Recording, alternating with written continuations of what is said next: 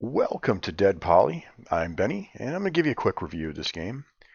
I've got a few hours into it of normal gameplay, and then about 15 minutes that I spent recording this morning, kind of, going over it again to get my thoughts together on it. So first off, the game is a little wonky as far as controls go. It takes a lot of getting used to. It doesn't control intuitively. So if you see me trying to jump here, sometimes I get these little short jumps and sometimes I get long jumps. It seems to be dependent on whether I am running or not. Kind of a behavior I expect to see in a platformer. But I mean, you can expect always to get more distance out of a jump while running, but trying to get a height is usually not dependent on whether you're running or not. And maybe that's not even it, but just something doesn't feel right about it. The other thing is that sometimes I seem to just get stuck. When you're coming out of a menu, sometimes there's a lag when you're able to move again. I don't know if I caught that on camera, but sometimes it just seems like you pull out of a menu, like right now using a inventory menu, and when I back out of the inventory menu, there's a split second where I can't move. Another problem we have is the game is kind of bare right now, and in a lot of ways it just feels kind of soulless. There's it's zombies. You can play this multiplayer, so you and some friends and some zombies, and that's what most zombie apocalypse games are about.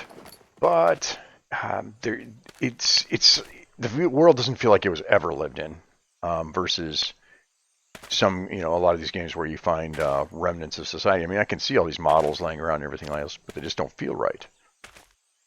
Yeah, and ladders don't. Ladders don't work. Now, this is an early access game. It's a game that's in development. It's in active development. But a lot of times people want to compare this game to the game Surrounded. And that's Surrounded, not DED, but DEAD. And I don't think it's a fair comparison, because Surrounded has obviously had some more development time put into it, and that's fine. I mean, we all have things going on in our lives. This developer might not have as much time as his friend that's developing the other game has. He's also taken a different approach to it with the multiplayer aspect of it, whereas Surrounded doesn't have multiplayer, which I think has caused the two games to kind of branch into kind of a two different, where they started off real similar because they're using the same asset packs and probably a lot of the same engine. I could be wrong on that, but it seems to be a similar engine. They've branched out quite a bit from each other after that, and I think a lot of what this game is missing has to do with the fact that there's been a lot of concentration on multiplayer. There's this multiplayer against PvP, and then you've got co-op type of thing, and so this game has more of a feeling of like one of these, just kind of a looter shooter, with some base building aspects to it, but it feels really really empty to me. And the only time those games that have this emptiness to them seem to really make sense is when you're going up against other players in PvP. Then the zombies are just another obstacle, and that's kind of how they feel in here. It kind of reminds me of playing Rust on a private server, where there's no other players. I mean, there's just, you can run around, you can grab stuff, you can build stuff, you can deal with minor enemies, but there's really no threat. Though I did die plenty of times to these zombies. Most of that had to do with me just really not putting in any kind of serious effort this time around. Here's another control issue I was talking about. You see I'm trying to put that pan over there, and because it's in my active hand, I mean, it took me a while to notice the little red message up there. I couldn't move it, that just seems like something that could just be unequipped because I tried to move it, uh, so that I wouldn't have to go out, unequip, come back in.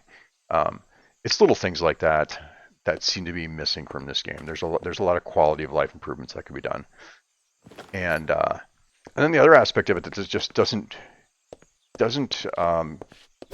do it for me in a survival game type way is the goofy cosmetics. Um, Again, those go really well with a yeah. You see more of my issues here with trying to place things into inventory, with not being able to just hot swap things.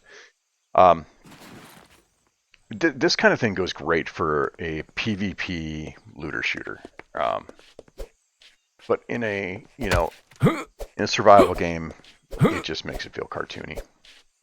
So I probably won't be playing any more of this game after this, but I did want to take a look at it because I've played a considerable amount of Surrounded. I like that game. It's not that I have a major problem with this game. It's just not. It's not in my wheelhouse. It's not a survival game as far as I'm concerned. Uh, it's a looter shooter with base building at the moment, and it might get better than that.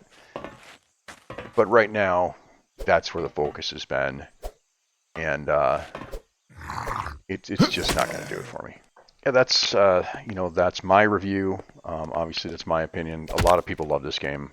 It's got some diehard fans, uh, but for me, it's going to be a pass on this going forward. It doesn't have the survival game feel to it that I'm looking for, and for a lot of diehard survival fans, it's probably not going to have it. But I would recommend Surrounded, and for survival fans, not for the PvE fans or multiplayer co-op fans. Obviously, that Surrounded doesn't have that. So coming up next, maybe next week, maybe in the next few days, we're going to get out a review of Surrounded, so you can see the differences in the games and see what I like about it as far as a survival game. And for those of you that are into those to the PvP games like this, you'll see what you don't like about that game, which is probably going to be primarily that it doesn't have multiplayer. Yeah. Anyway, stay tuned for that. Thanks for coming and watching, and Benny out.